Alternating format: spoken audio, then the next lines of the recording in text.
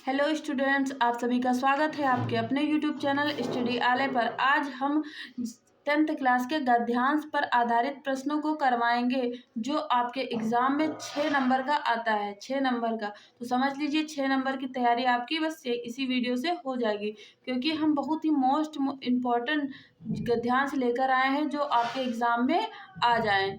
तो चलिए अब वीडियो को स्टार्ट करते हैं।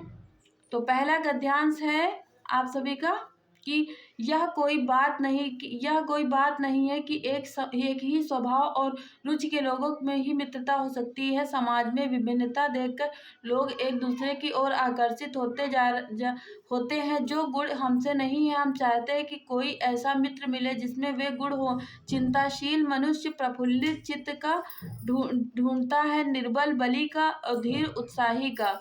अब आगे देखेंगे, धीर उत्साही का।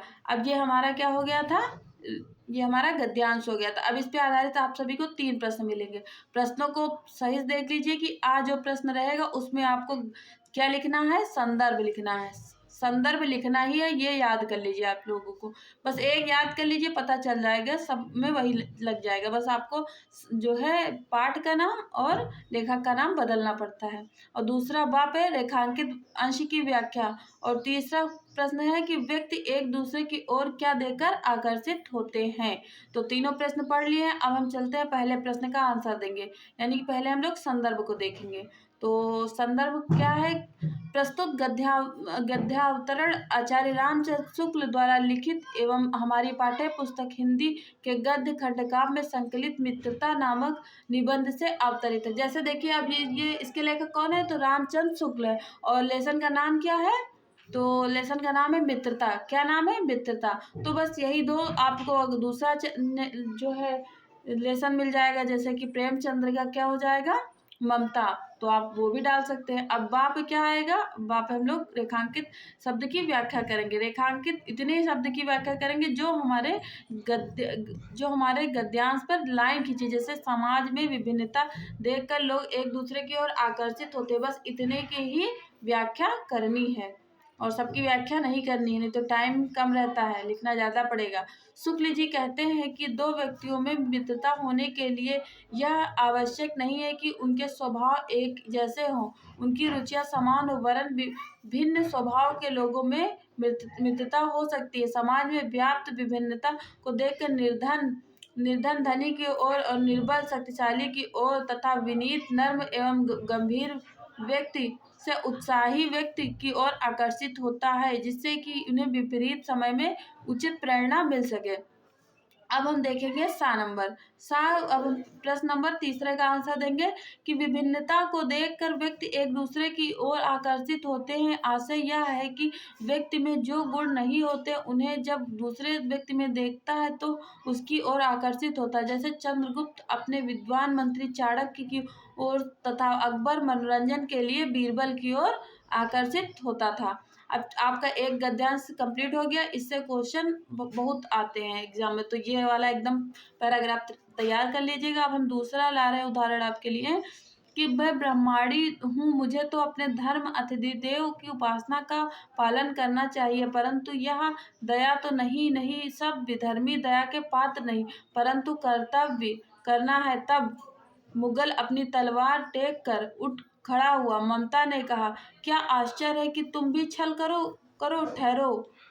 अब क्या कहेगा, ठहरो, छल नहीं तब नहीं स्त्री जाता हूँ, तैमूर का वंशधर स्त्री से छल करेगा, जाता हूँ भाग्य का खेल। तो ये आपकी बुक का जो है क्या हुआ था, एक पैराग्राफ आपको गद्यांश दिया गया है। अब इस पर आधारित 3 प्रश्न मिलेंगे। जैसा कि मैंने ऊपर बताया था, सबसे पहले आपको पाठ और लेखक का नाम, फिर दूसरे में गद्यांश के रेखांकित अंश की व्याख्या करनी है। फिर आपको बताया गया छल नहीं तब नहीं स्त्री जाता हूँ, तैमूर का वंशधर स्त्री से छल करेगा, जाता हूँ वाक्य किसने कहा है। तो ये वाक्य किसने कहा, आपको इसका आंसर देना पड़ेगा।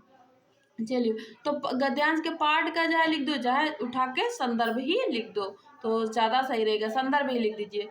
प्रस्तुत गद्यावतरण हमारी पाठ्य पुस्तक हिंदी के गद्य खंड में संकलित ममता नामक कहानी से उद्धृत है। इसके लेखक छायावादी युग के प्रवर्तक श्री जयशंकर प्रसाद है। तो यहाँ क्या हो गया, ये लेखक का नाम हो गया और ममता क्या हो गया, पाठ का नाम हो गया। तो दोनों चीज आ गया ना।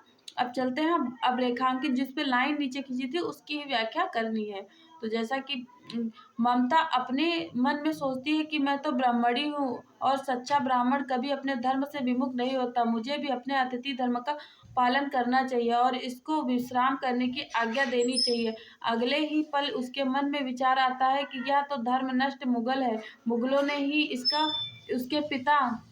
ही उसके पिता की हत्या कर दी थी। यदि विधर्मी कोई और होता तो उसके प्रति दया दिखाकर उसे आश्रय दिया जा सकता है। पितृहंता को कदापि आश्रय नहीं देना चाहिए, तभी उसके अंतःकरण में फिर से हलचल मचती है।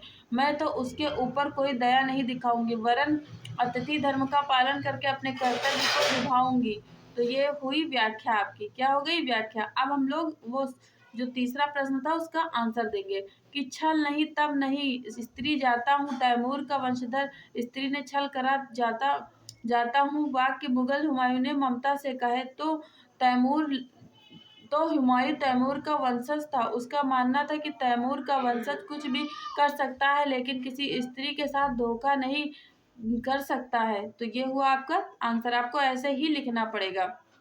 अब चलिए हम तीसरा नंबर देखेंगे, यहाँ तीसरा उदाहरण देखेंगे। यहाँ नंबरिंग में थोड़ा मिस्टेक है स्टूडेंट्स, तो आप लोग यहाँ 3 नंबर कर लीजिएगा कि हमारे देश में ही नहीं संसार के प्रत्येक जाति ने अपनी भाषा चंद्रमा के बारे में कहानियां गढ़ी है और कवियों ने कविताएं रची है। किसी ने उसे रजनीपति माना तो किसी ने उसे रात्रि के देवी कहकर पुकारा, किसी ने विरहणी ने उसे अपना दूत बनाया तो किसी ने उसके पीलेपन से क्षुब्ध होकर उसे बूढ़ा और बीमार समझ लिया है। बालक श्री राम चंद्रमा को खिलौना समझकर उसके लिए मचलते हैं तो सूर्य के श्री कृष्ण भी उसके लिए हट करते हैं। बालक को शांत करने के लिए एक उपाय